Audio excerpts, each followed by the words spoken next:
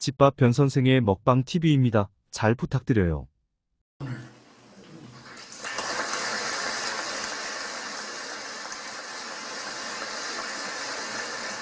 Was a rival. Korea was once flooded with war refugees. Now, it is the world's second largest port city in terms of transshipment volume.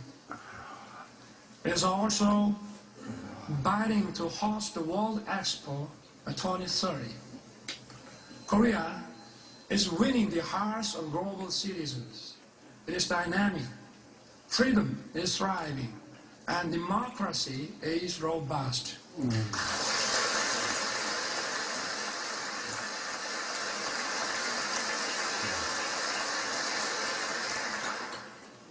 Korea and the U.S. have joined forces to safeguard freedom and democracy throughout the world. Since World War II, Korea dispatched its warriors of freedom. We fought side by side with the U.S. in Afghanistan, Iraq, and others.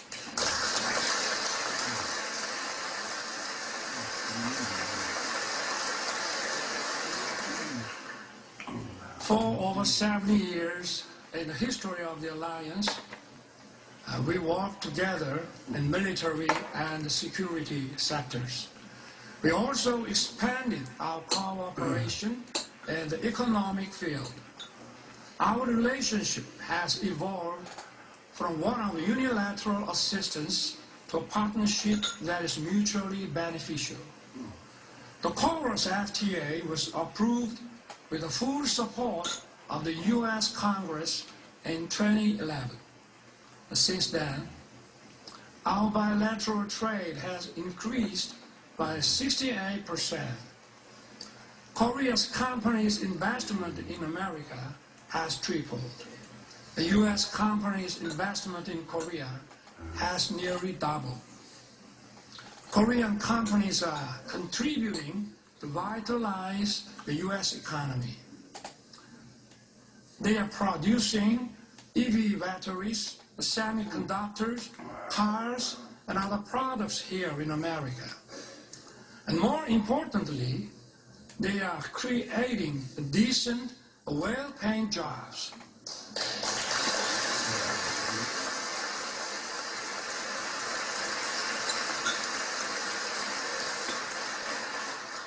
Take Austin, Texas. Samsung's semiconductor plant has created nearly 10,000 jobs as of 2020.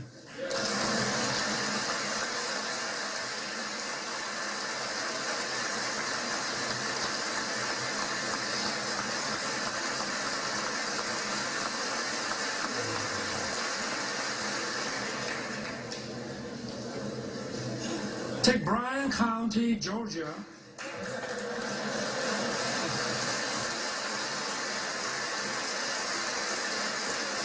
Hyundai's EV and battery plants is expected to be operational by late 2024.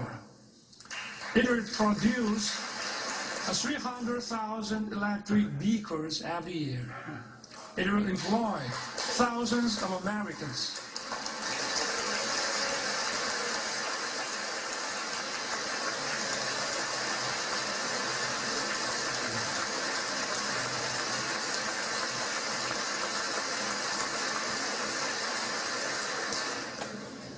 And take Bay City in Michigan. It is a home to SK Citroen CSS, where President Biden visited. It is an example of Korean and American companies merging to achieve even greater growth.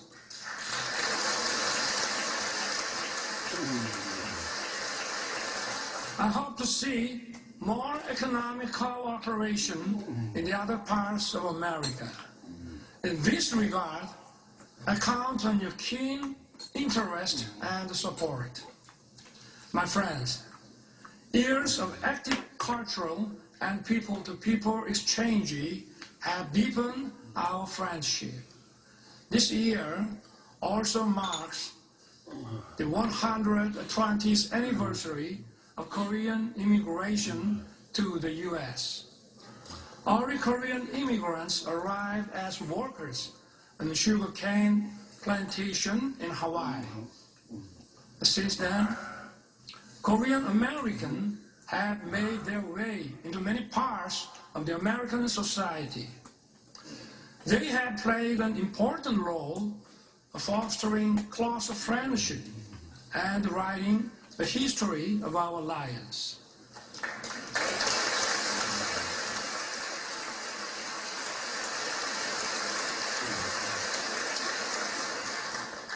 Representatives Young Kim, Andy Kim, Michelle Steele,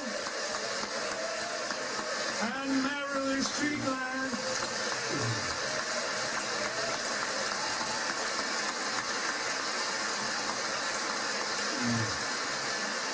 are here with us. They are a testament to the alliance spanning generations. That's true for each party. It is a relief that you are evenly praised across the aisle.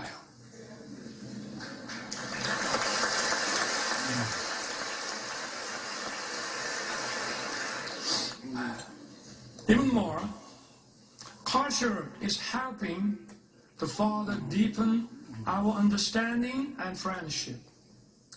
Nationality and language differences are no longer barriers. Korean movies, A Parasite and Minari, have won Oscars. Hallyu film, Top Gun, and The Avengers are loved by Koreans.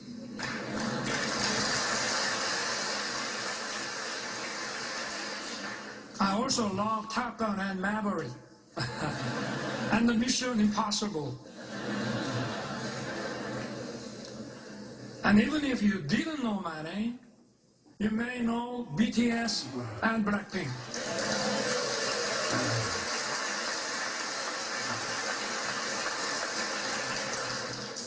BTS beat me to the White House, but I beat them to Capitol Hill.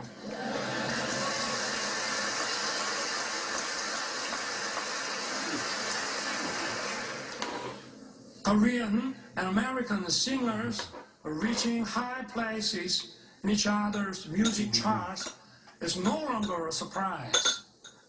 The US create global platforms like Netflix. Korea has produced a popular series such as Squid Game.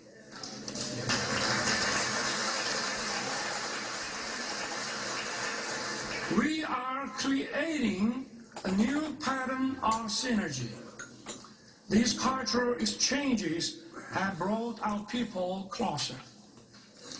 According to Chicago Council on Global Affairs, Americans' positive views of Korea are reaching the highest level since 1978. And according to a Pew survey last year, Koreans' positive views of the U.S. are reaching 89%. It marks the largest increase among all the countries surveyed.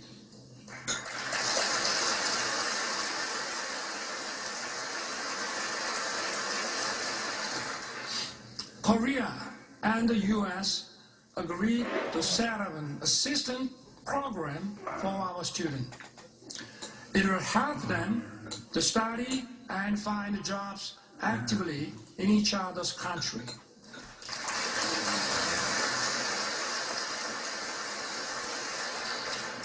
Honorable members of Congress, I have two careers in my life. My first job was as a public prosecutor. My second job is serving as the president of my beloved country. As prosecutor, my role model was the late Robert Morgenthau. He was the real-life character of District Attorney Adam Schiff in Law and Order. When I was the prosecutor general, I printed a book titled Robert Morganso, America's Eternal Attorney.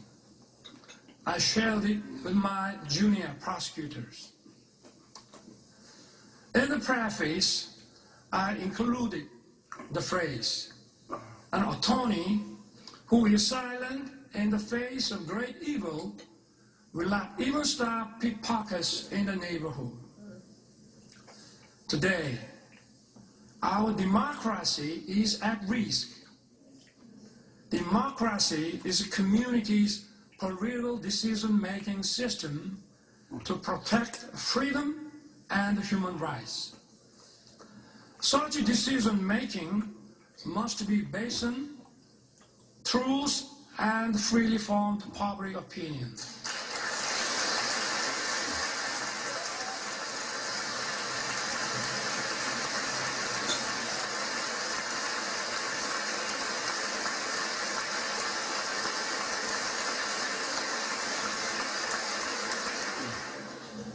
But today, in many parts of the world, false propaganda and disinformation are distorting the truth and the public opinion. They are threatening democracy.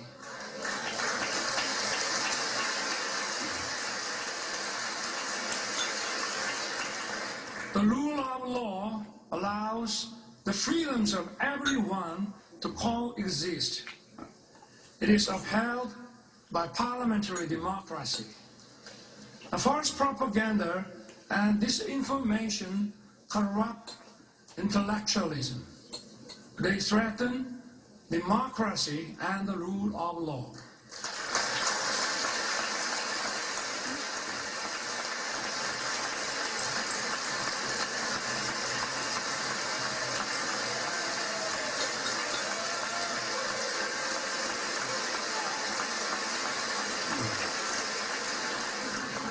Such totalitarian forces may conceal and disguise themselves as defenders of democracy or human rights.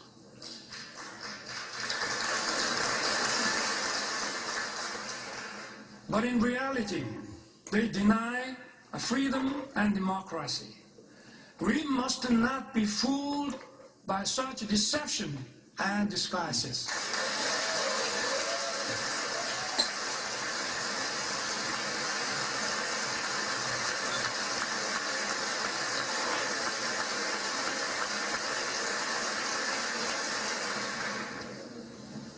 We have for so long protected democracy and the rule of law with our blood and sweat. We must work together and fight the forces of falsehood and deception that seek to destroy democracy and the rule of law.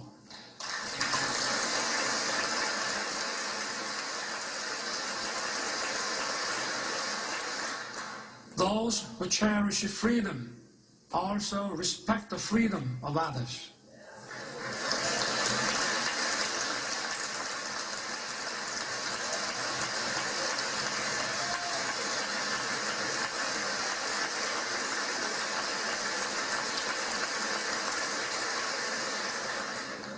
Thus, freedom brings peace.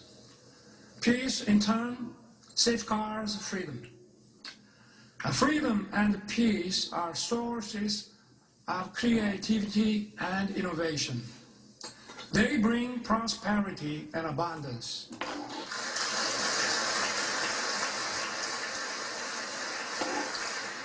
Our alliance was forged 70 years ago to defend Korea's freedom. The alliance has now become a global alliance that safeguards freedom and peace around the world. Korea will fulfill the responsibilities. It will play its part that matches its economic capacity.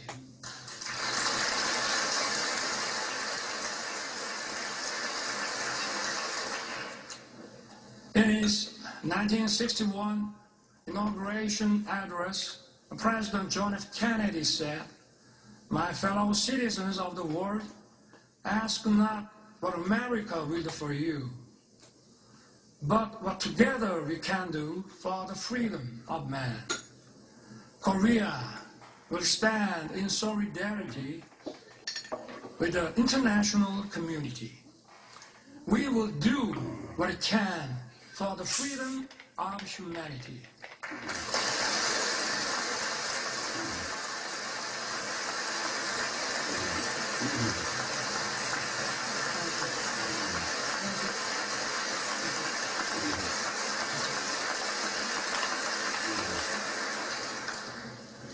Korea, with the U.S., will march towards the future. As I took office last year, I pledged to rebuild Korea, a nation belonging to the people, rooted in freedom, democracy, and market economy. A nation that the people can be truly proud of as it fulfilled its role as a responsible member of the international community. Together with the U.S., Korea will play the role as a compass for freedom. It will safeguard and broaden the freedom of citizens of the world.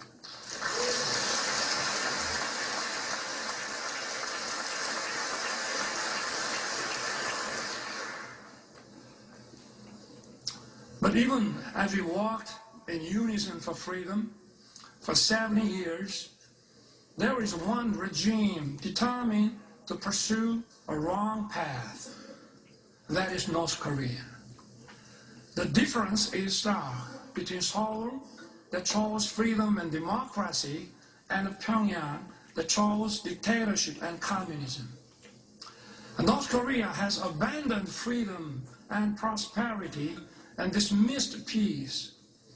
North Korea's nuclear program and missile provocations pose a serious threat to the peace on the Korean peninsula and beyond. To deter its reckless behavior, the alliance must stand united with determination. As President Reagan once said, "There is a price we will not pay. There is a point beyond which they must not advance." We must make his words clear to North Korea.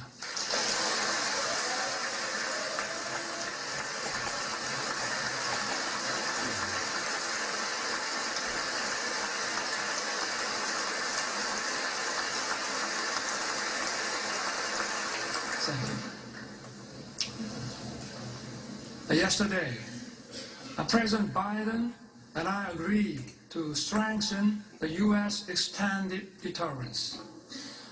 Along with close Korea-U.S. coordination, we need to speed up Korea, U.S., Japan trilateral security cooperation to counter increasing North Korean nuclear threat.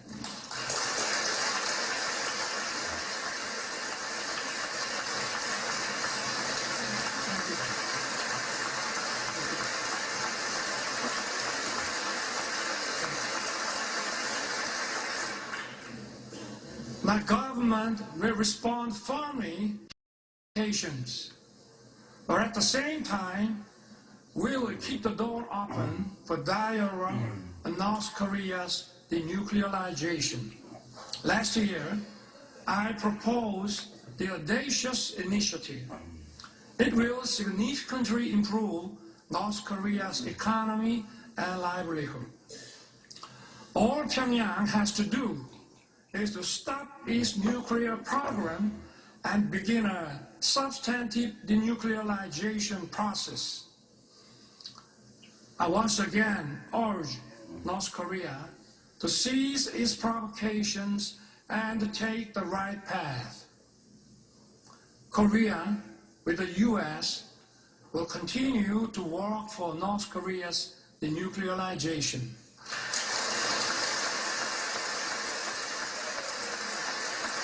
Thank you.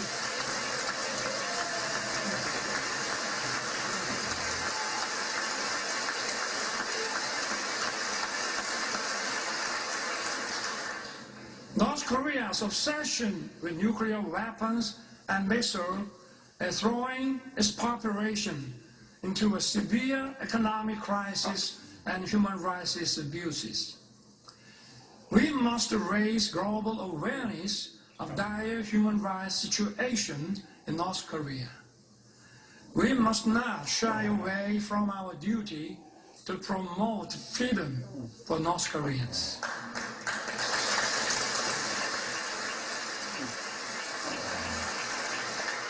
Last month, my government published a report on North Korean human rights.